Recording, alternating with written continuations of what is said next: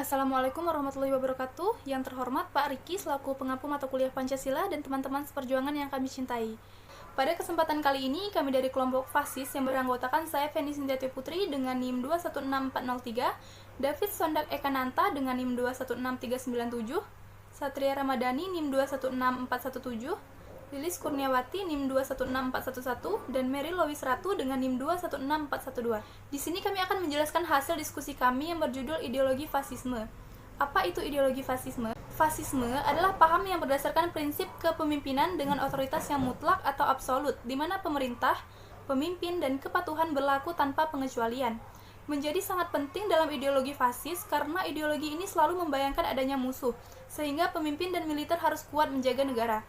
Fasisme sesungguhnya merupakan ideologi yang dibangun menurut hukum rimba yang bertujuan membuat individu dan masyarakat berpikir dan bertindak seragam untuk mencapai tujuan. Fasisme menggunakan kekuatan dan kekerasan bersama semua metode dengan propaganda, bahkan melakukan genosida pemusnahan secara teratur terhadap suatu golongan atau bangsa. Hal tersebut karena menurut ideologi ini, negara bukan ciptaan rakyat, melainkan ciptaan orang-orang kuat.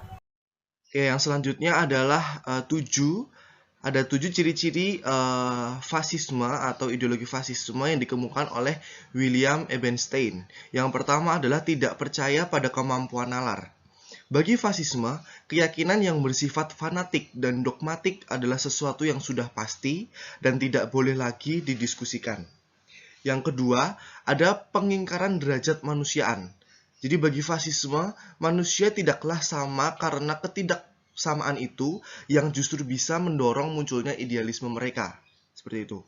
Dan selanjutnya ada yang nomor 3 adalah kode perilaku yang didasarkan pada kekerasan dan kebohongan. Bagi fasisme sendiri, jika ada pertentangan dengan kehendak negara, mereka penentang adalah musuh yang harus dimusnahkan begitu. Yang selanjutnya yang nomor 4 adalah pemerintahan oleh kelompok elit.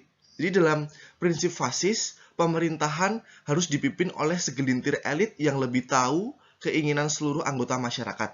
Jika terdapat pertentangan pendapat, maka yang berlaku adalah pendapat kelompok elit tersebut.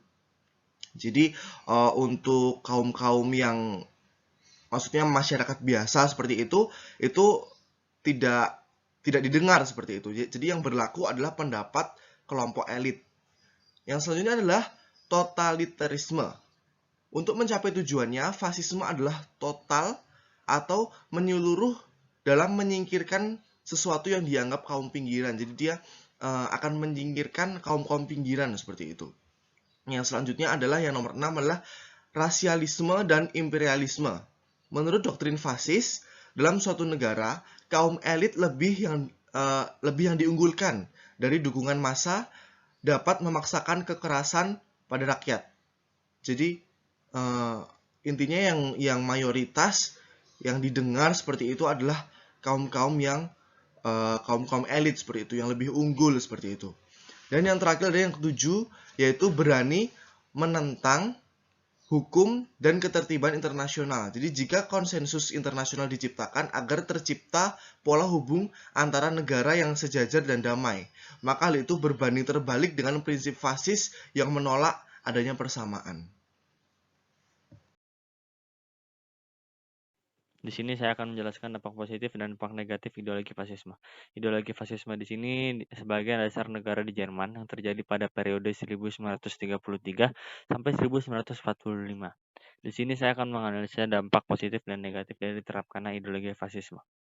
Dampak positif dari ideologi fasisme ini, masyarakat Jerman timbul kesadaran dalam diri mereka sendiri untuk terlepas dari belenggu dominasi bangsa Yahudi, dan Adolf Hitler adalah salah satu rakyat Jerman yang sadar akan hal itu.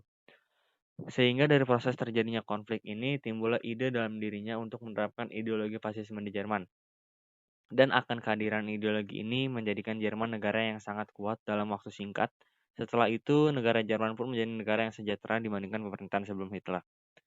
Dampak negatifnya di sini persoalan tentang diberlakukannya ideologi fasisme di Jerman adalah warga Jerman yang kala itu sudah mencapai titik klimaks dari perseteruan antar suku asli Jerman dengan suku Yahudi sebagai penakluk, Tetapi di sisi lain justru dengan lahirnya ideologi fasisme di Jerman ini, Jerman melakukan penjajahan terhadap negara-negara lain, sehingga pada akhirnya hal inilah yang menjadikan timbulnya Perang Dunia II. Pola pikir fasisme di sini memiliki sifat yaitu rasisme.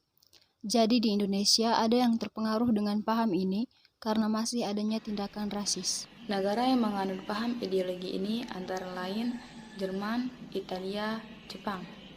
Ideologi fasisme di Jerman berbentuk Nazisme dengan tujuan yaitu kejayaan Jerman. Ideologi fasisme di Jerman dipelopori oleh Adolf Hitler dengan menyebut dirinya sebagai Führer, berarti pemimpin.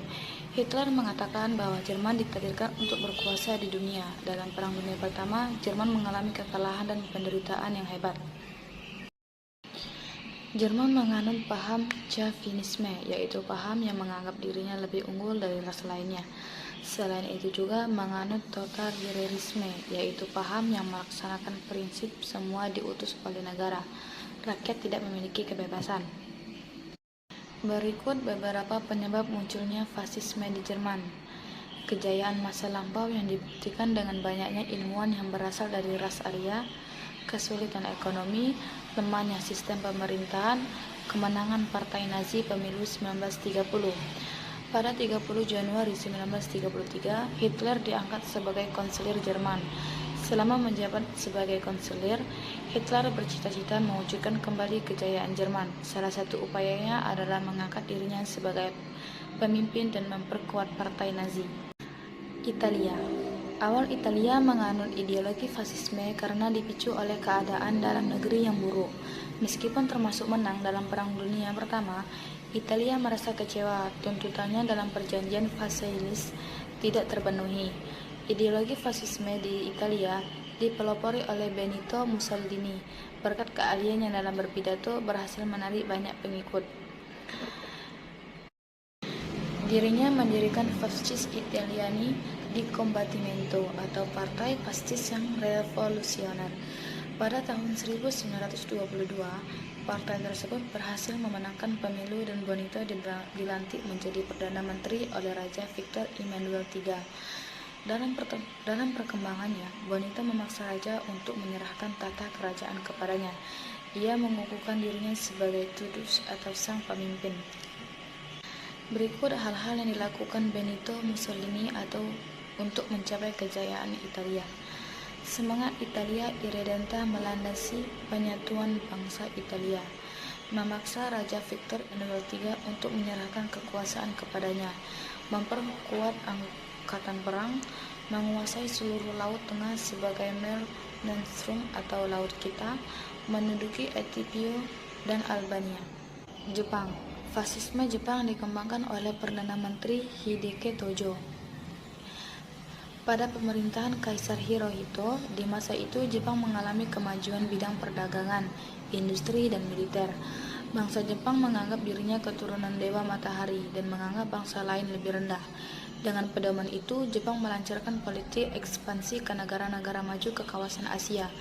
Dalam melancarkan politiknya, Kaisar Hirohito melakukan beberapa usaha sebagai berikut: modernisasi angkatan perang, mengagungkan semangat Bushido, mengenalkan ajaran Shinto-Haku satu Chiu, yaitu dunia sebagai satu keluarga yang dipimpin Jepang, menyingkirkan tokoh politik anti-militer, memperluas wilayah kekuasaannya seperti ke Korea, Manchuria, dan Cina.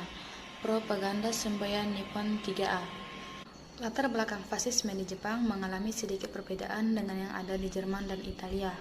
Rezim fasisme di Jepang lahir bukan karena krisis ekonomi dan politik, melainkan untuk menjamin keberlangsungan pertumbuhan ekonomi yang sudah tercipta sejak restorasi Meiji. Dengan memperluas wilayah kekuasaan, Jepang dapat memastikan tersedianya sumber bahan mentah, pasar, serta akses pelayaran. Hal itulah yang mendorong ambisi Jepang untuk menguasai Asia Timur Raya. Sedangkan fasisme di Jerman dan Italia lahir karena rakyat menganggap pemimpin yang telah terbentuk melalui proses demokrasi tidak mampu mengatasi krisis ekonomi serta memulihkan martabat dan kejayaan bangsa. Di tengah kondisi tersebut, muncul sosok yang berjanji akan mengatasi segala kegelisahan rakyat. Mereka adalah Adolf Hitler di Jerman dan Benito Mussolini di Italia. Keduanya bertekad membangun kejayaan negara tidak saja melalui pembangunan ekonomi, tetapi juga melalui ekspansi wilayah. Menurut para pemimpin fasis, tujuan tersebut tidak dapat tercapai melalui proses demokrasi, tetapi melalui pemusatan kekuasaan pada tangan satu orang di Italia, pada Brutus, Mussolini, dan Jerman pada Führer Hitler. Sekiranya itu saja dari kelompok kami, kurang lebihnya mohon maaf. Wassalamualaikum warahmatullahi wabarakatuh. Ada pertanyaan?